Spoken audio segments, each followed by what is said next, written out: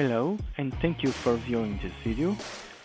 Today I'm going to show you how you can use pre-made phrases to speed up your email writing using Outlook.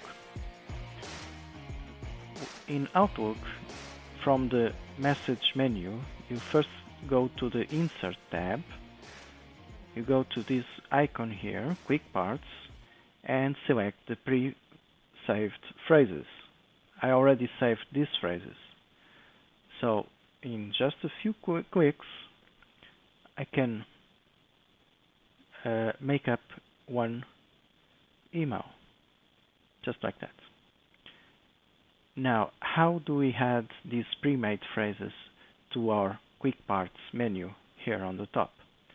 You start by selecting the phrase, then going here, and this menu item appears. You click here, and you give it a name for your reference. Select which gallery you want to save it. By default, it goes to the QuickParts. Select the category or create a new category, and just like that, you have it. For instance, I already have another group of phrases in Portuguese, and just like that, I have the template for writing a thank you email. Hope you like this tip, and looking forward to see you again.